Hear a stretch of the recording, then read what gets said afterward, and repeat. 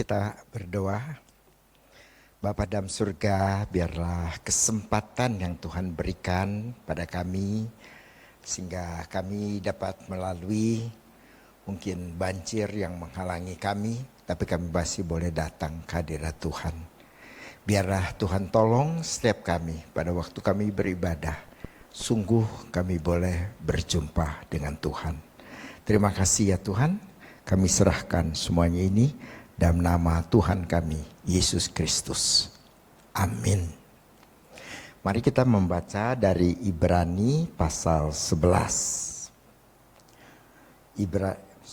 Ibrani pasal 12. Kita akan membaca ayat 18 sampai 29. Ibrani 12 ayat 18 sampai 29. Demikian firman Tuhan. Sebab kamu tidak datang kepada gunung yang dapat disentuh dan api yang menyala-nyala, kepada kekelaman, kegelapan dan angin badai, kepada bunyi sangkakala dan bunyi suara yang membuat mereka yang mendengarnya memohon supaya jangan lagi berbicara kepada mereka. Sebab mereka tidak tahan mendengar perintah ini. Bahkan jika binatang pun yang harus menyentuh gunung, ia harus dilempari dengan batu. Dan sangat mengerikan pemandangan itu, sehingga Musa berkata, aku sangat ketakutan dan sangat gemetar. Tetapi kamu sudah datang ke Bukit Sion, ke kota Allah yang hidup, Yerusalem surgawi, dan kepada beribu-ribu malaikat, suatu kumpulan yang meriah, dan kepada jemaat anak-anak sulung yang namanya terdaftar di surga, dan kepada Allah yang menghakimi semua orang, dan kepada roh-roh orang-orang benar yang telah menjadi sempurna, dan kepada Yesus pengantara perjanjian baru, dan kepada darah pemercikan yang berbicara lebih kuat daripada darah Habel. Jagalah supaya kamu jangan menolak Dia yang berfirman, sebab jikalau mereka menolak Dia yang menyampaikan firman Allah di bumi tidak luput, apalagi kita jika kita berpaling dari Dia yang berbicara dari surga. Waktu itu suaranya menggoncangkan bumi, tetapi sekarang Ia memberikan janji. Satu kali lagi aku akan menggoncangkan bukan hanya bumi saja, melainkan langit juga. Ungkapan satu kali lagi menunjuk kepada perubahan pada apa yang dapat digoncangkan, karena ia dijadikan supaya tinggal tetap apa yang tidak tergoncangkan. Jadi karena kita menerima kerajaan tidak tergoncangkan, marilah kita mengucap syukur dan beribadah kepada Allah menurut cara yang berkenan kepadanya dengan hormat dan takut. Sebab Allah kita adalah api yang menghanguskan. Ada merupakan satu pergumulan daripada saya. Sebenarnya kita itu pada waktu kita itu beribadah itu bagaimana begitu ya. Mungkin pada waktu saya sudah bertobat lalu kebaktian ya, itu masih mending lah ya. Tapi saya rasa saya justru sulit untuk beribadah itu sejak saya masuk ke seminari. Ya, kita itu kalau ibadah itu ngapain? Ini nanya nih. Kalau tanya ya dijawab. Kamu orang kalau ibadah itu ngapain? Dengar khotbah gitu ya. Ikut nyanyi, tadi kalian ikut nyanyi enggak?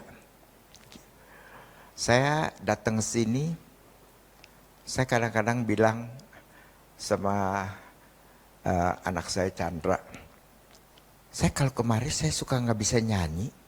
Tadi dari lagu cuman satu yang saya bisa nyanyi, yang lain saya nggak bisa. Bapak yang jarang datang, semua bisa, bapak aja yang nggak bisa. Iya memang gue nggak bisa. Jadi artinya yang datang baru nggak bisa nyanyi, gitu kan? Karena baru datang, nggak kenal lagunya, begitu kan? Nah, Jadi kita datang buat apa? Kalau dulu di gereja, saya tanya anak muda, kamu udah lama nggak datang ke gereja? Kamu kemana aja? Oh, saya pindah gereja, Pak. Kenapa kamu pindah gereja? Oh, di sana korbannya lebih bagus, ya. Oh, di sana musiknya lebih bagus. Kalau di kita lebih banyak mirip dengan lagu di Grand Heaven.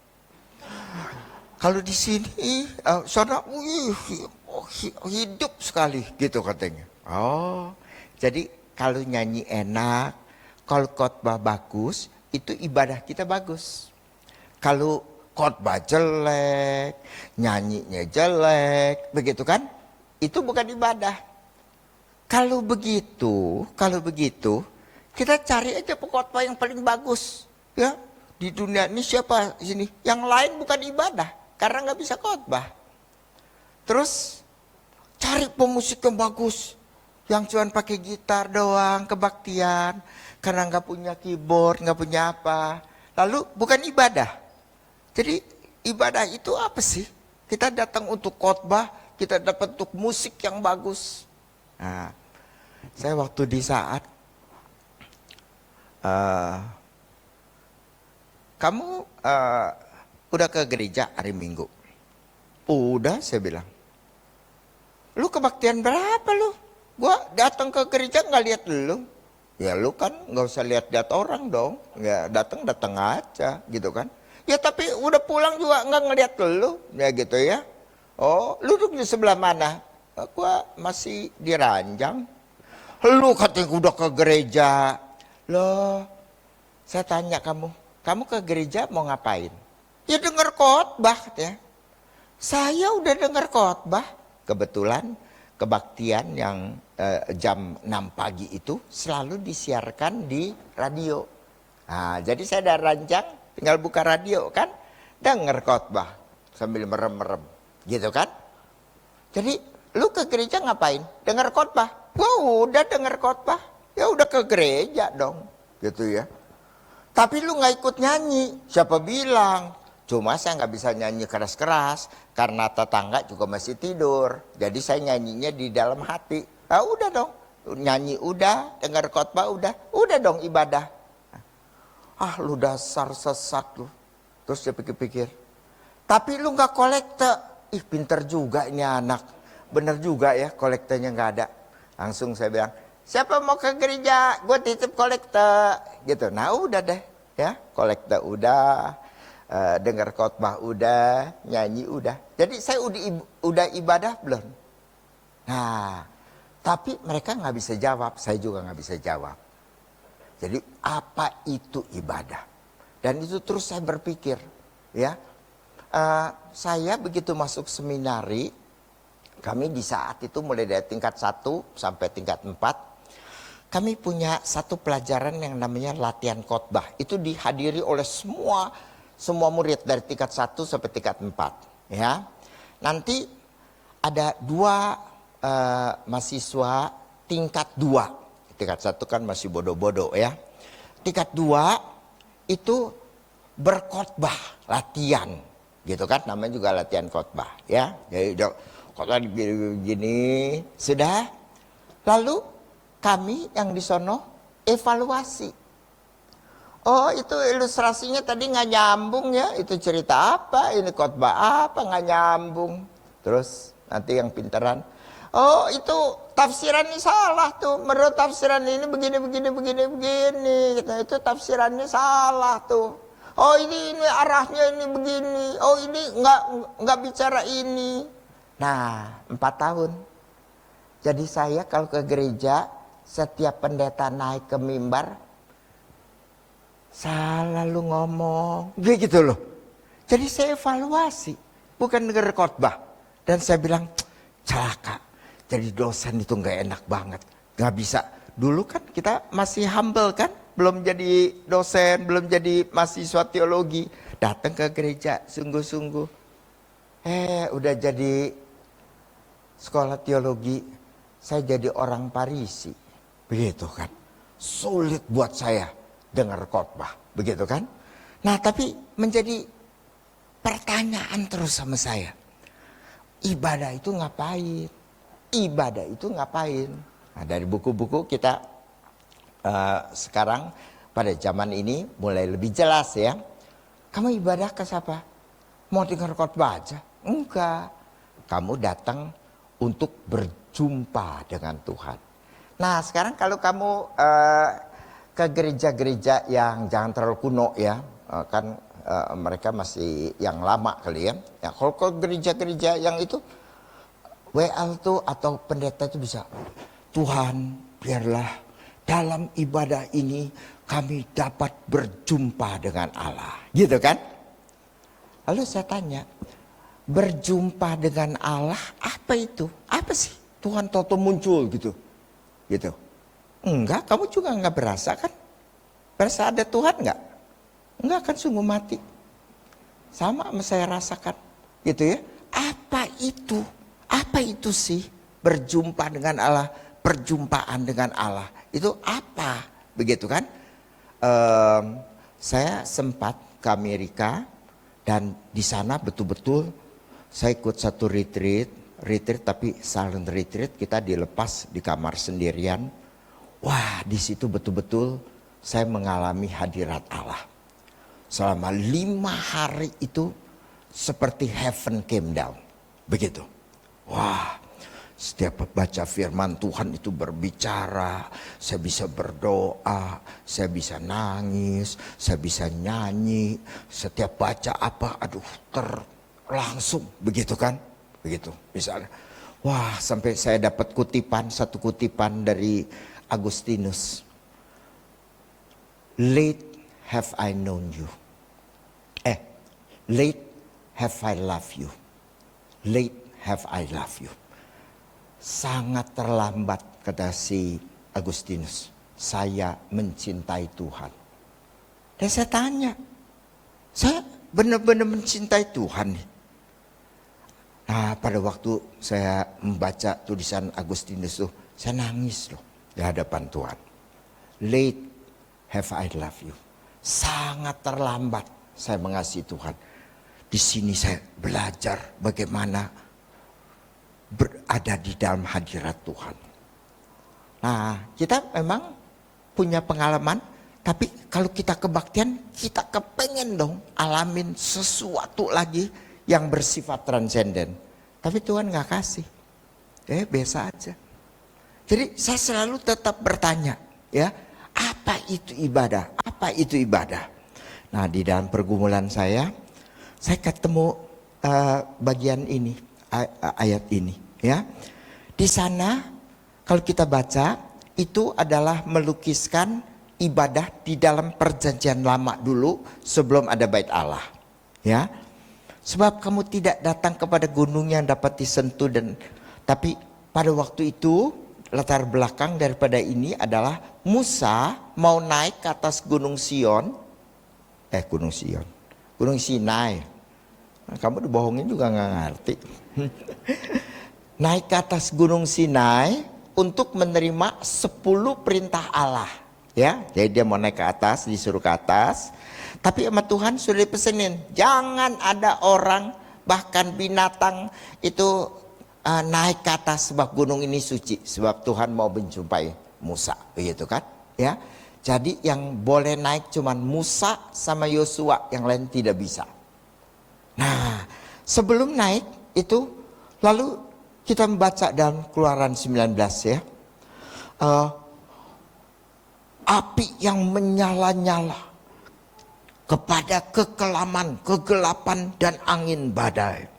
Lalu kepada bunyi sangkakala, kita nggak tahu apakah betul waktu itu ada bunyi sangkakalanya, kita nggak tahu deh ya. Nanti kalau ke surga, kalau kita ketemu Musa ya. Kalau kamu ke surga tapi ya belum tentu kan. Jadi kita tanya, itu bunyinya benar bunyi sangkakala tuh, begitu ya? Kita nggak tahu deh sekarang. Pokoknya Alkitab bilang ada bunyi sangkakala, bunyi suara yang membuat mereka mendengarnya memohon supaya jangan lagi berbicara kepada mereka.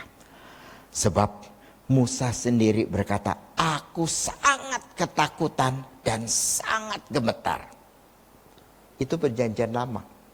Itu dibilang sebagai ibadah Sinai. Ibadah Sinai. Kalau kita simpulkan, bagaimana ibadah Sinai itu? Fear, takut, trembling, gemetar.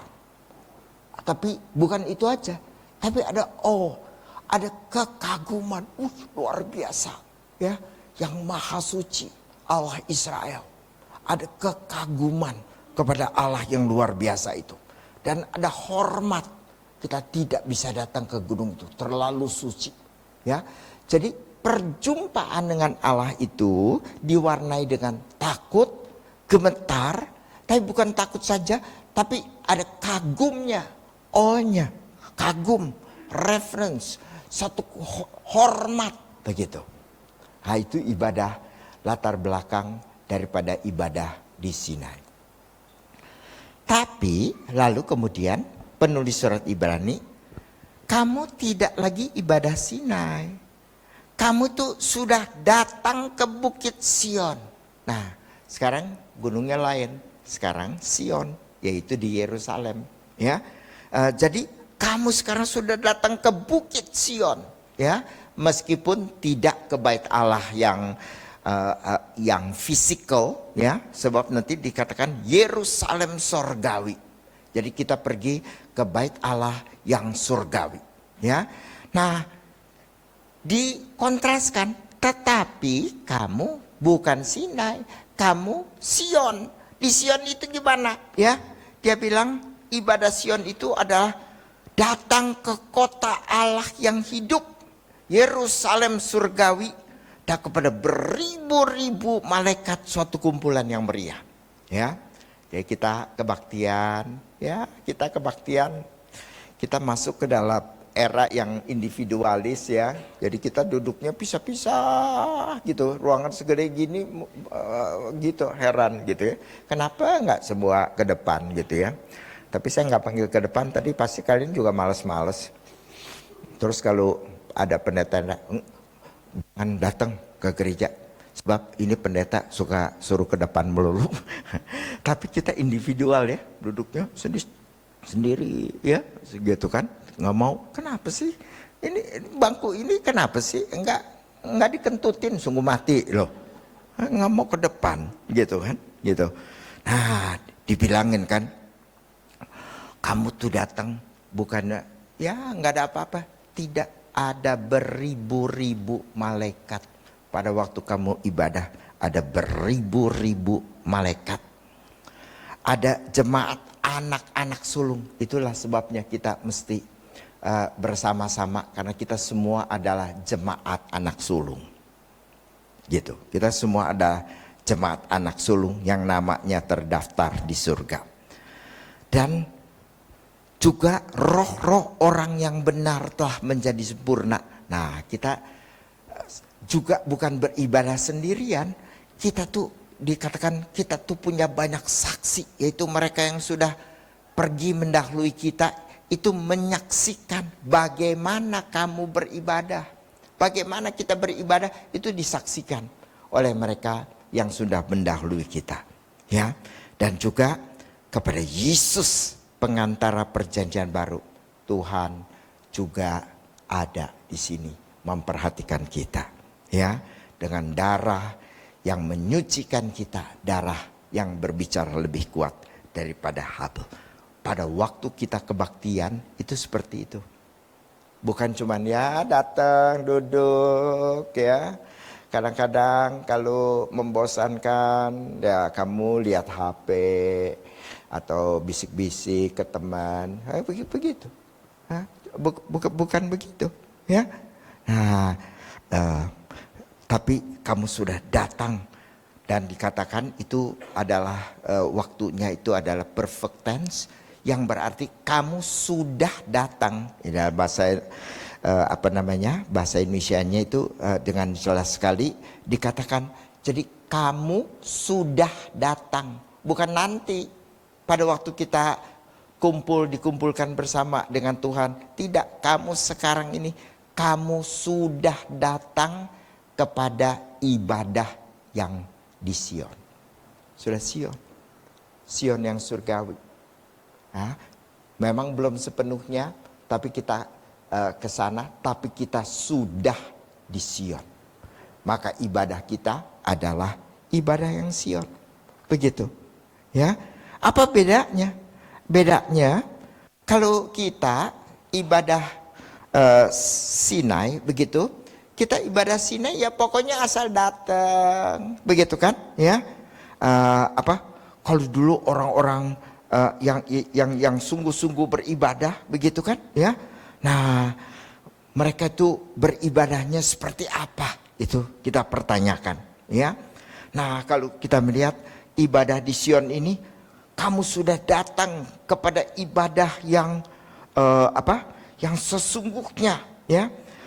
Datang itu di dalam bahasa Yunani-nya ada to approach deliberately. Jadi kita mendatangi secara sungguh-sungguh begitu, secara sungguh-sungguh dengan hormat, secara sadar.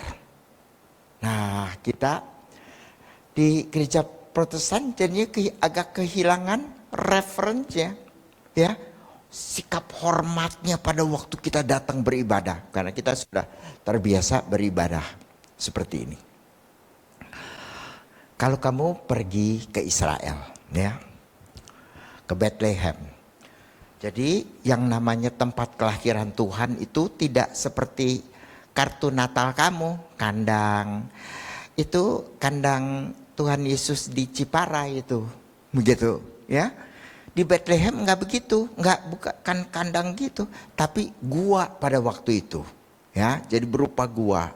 Nah, jadi di Bethlehem mereka menemukan gua, lalu mereka mengatakan di sini tempat Tuhan Yesus lahir, ya.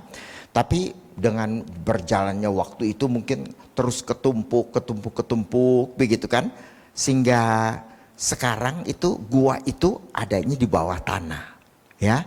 Nah, kira-kira pada tahun 200 sesudah Masehi itu lalu dibangun gereja, ya. Jadi kita ke Bethlehem, ceritanya mau lihat tempat Tuhan Yesus dilahirkan, ngantri itu kayak ngantrinya Saltbread di JLCC Serpong sono. Panjang bener ngantri, ya. Nah, terus kita turun tangga ke bawah, sempit sekali, sangat sempit, ya, sangat sempit gitu. Terus nanti kita datang, terus sebentar lalu keluar lagi, ya. Nggak boleh lama-lama, yang di belakang klakson tuh, ya, cepetan gitu kan. Nah, di Bethlehem itu kita langsung segera dapat membedakan mana yang Protestan, mana yang Katolik. Gimana bedainnya?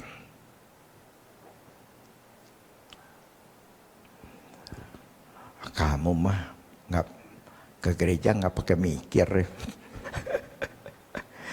Yang Katolik ya, kan ngantre gitu kan. Nah, terus udah giliran dia yang Katolik.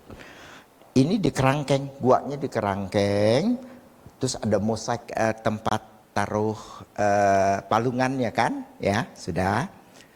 Yang Katolik bagaimana? Begitu datang, langsung berlutut, terus doa, selesai, terus jalan, kan ditungguin dari belakang. Nah itu ketahuan Katolik kan. Yang Protestan gimana? Langsung, ini kan goanya, itu tempat palungannya, dia langsung gini, cepet, ya. Baru jalan, begitu. Nah, ketahuan kan, Katolik sama Protestan. Yang Katolik masih ada referennya kan. Kita nggak tahu ya apa benar persis Tuhan Yesus lahir di situ, nggak tahu, dah walahu alam, begitu kan. Tapi ceritanya ini adalah tempat Yesus lahir. Wah, tempat suci nih ya.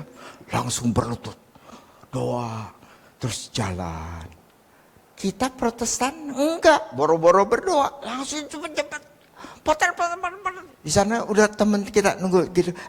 Gantian, gitu kan. Kita datang potret. Sama seperti sekarang. Kita kalau makan kan, potret dulu kan. Gitu kan, potret dulu. Habis itu lupa doa. Begitu kan.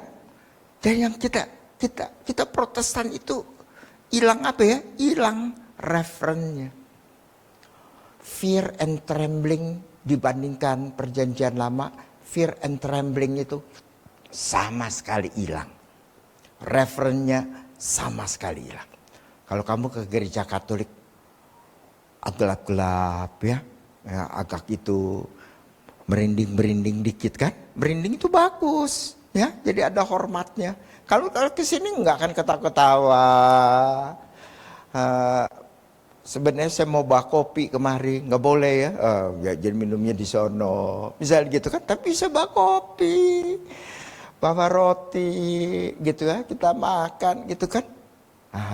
Orang Katolik tidak, masih ada referennya, hormatnya, sungguhannya. Nah, itu mereka tuh seperti itu, kita hilang. Modern worship hilang itu semuanya di Protestan. Jadi saya berpikir, gimana ya kita kebaktian? Gimana ya? Selalu saya bertanya, supaya saya juga mendapatkan sepenuhnya. Nah, dari bulan lalu, minggu lalu, saya bergumul, saya berjuang, begitu kan? Saya mendapatkan ini, saya pikirkan, ya. Minggu lalu saya ke gereja dengan Chandra dan istri Fani. Dia cerita, wah saya minggu depan saya mau main biola katanya. Kamu bukan main piano, enggak, juga disuruh biola, ya. Tapi diajarin gurunya yang itu tuh. Saya tuh kalau main dibilangin terlalu tegang. Karena tegang itu, maka geseknya itu tidak bisa halus, begitu kan? Ya. Jadi itu, tapi main biola itu justru mesti lemas, gitu dia bilang, gitu kan? Tapi kita itu terbiasa, jadi tegang begini, begitu kan? Sehingga mainnya tidak bisa bagus. Jadi gimana? Sepanjang main saya harus ingat, tidak boleh tegang, tidak boleh tegang. Tidak boleh tegang, supaya bagus gitu kan. Saya dapat dari ceritanya dia itu pelajaran dari Tuhan, begitu kan. Kita orang berdosa, maka kita datang, kita cuma lihat yang tangible, yang kelihatan. Nah, kita tidak lihat Kristus, tidak lihat malaikat, tidak merasakan orang-orang menyaksikan ibadah kita, tidak. Karena kita cuma mau lihat yang kelihatan, yang bisa kelihatan. Tuhan itu intangible, tidak bisa lihat. Jadi kita tidak sadar. Tuhan mau datang, mau bicara, mau peluk kita, mau menghibur kita, mau memperingatkan kita, mau apa kepada kita, hilang semuanya. Hilang semuanya. Karena apa? Karena kita sebagai orang berdosa datang beribadah. Dengar cerita dia. Wah, ini jawaban dari Tuhan nih, ya, melalui cerita dia. Jadi datang ke sini kebaktian minggu lalu pas perjamuan kudus kan. Saya dari datang pertama langsung fokus on God. Fokus on God. Kalau Fani bilangnya tidak boleh tegang, tidak boleh tegang, tidak boleh tegang. Saya ingetin terus, conscious, sadar, aware, tidak boleh fokus. Saya harus fokus pada Tuhan, fokus pada Tuhan. Tuhan hadir, fokus pada Tuhan. Dan saya ingetin itu terus dari awal, dari menyanyi, dari apa, dan karena terus ngomong. Fokus sama Tuhan. Kita nyanyi betul-betul loh buat Tuhan loh. Ya. Kita apa semua gitu. Lalu dengar firman Tuhan. Ingat loh, kamu dengar firman Tuhan di hadapan Allah. Ya, sebab kita datang pada Allah. Perjamuan kudus, wah biasanya rasanya lewat aja, begitu aja lewat. Ini anggur, ini roti, terlewat. Tapi waktu minggu lalu saya ikut wah, satu kebaktian dari awal sampai akhir, itu yang saya rasakan, satu kebaktian yang sangat nikmat. Satu hal cuma, fokus on God. Fokus on God. Kita tidak biasa, kita berdosa. Kita tidak lihat Allahnya, Allah intangible. Kita cuma lihat yang kelihatan, yang tangible. Maka mesti diingatkan, fokus on God. Fokus on God. Dan Tuhan berkati. Nah teman-teman, Bapak Ibu, mari kita jadikan ibadah kita menjadi ibadah yang betul bermakna buat kita. Sungguh-sungguh apa yang namanya kita dapat apa-apa. Anak muda suka tanyain, kamu kenapa pindah gereja? Di sini saya nggak dapat apa-apa. Oh, apa-apa itu apa? Nah, mereka nggak bisa jawab. Apa-apa itu apa? Kamu mau dapat apa? Begitu kan? Nah, tapi waktu kebaktian, wah itu yang namanya kepuasan rohani. Karena kita bersama dengan Tuhan. Itu sangat indah sekali. Maka setiap kali Bapak Ibu datang beribadah, ingetin kita orang berdosa kok. Ya, jadi datang sini nggak rasa apa-apa, nggak apa-apa. Ingetin, kamu mau sesuatu yang transenden, intangible, nggak kelihatan, maka kamu sebagai orang berdosa, ingetin, fokus on God, fokus on God, fokus on God. Tuhan akan menyertai kamu pada waktu kamu kebaktian. Mari kita berdoa.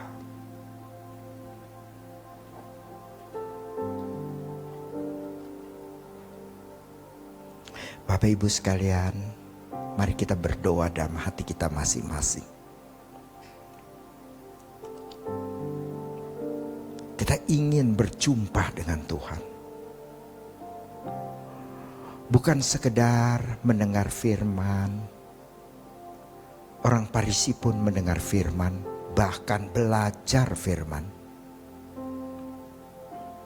Mereka sangat mendalam pengetahuan dalam Alkitab. Apakah mereka dekat dengan Tuhan? Tidak. Petrus nelayan biasa, orang biasa, tapi mereka adalah rasul. Karena apa? Karena mereka hidup bersama dengan Tuhan, hidup dengan Tuhan. Itu yang Tuhan kehendaki. Lihat, aku akan menyertai kamu senantiasa sampai kepada akhir zaman. Itu janji Tuhan. Maka biarlah kita menikmati ibadah kita. Setiap waktu, dimanapun, kita nikmati waktu yang Tuhan berikan untuk berjumpa dengan Dia di dalam ibadah. Doakan Bapak Ibu sekalian.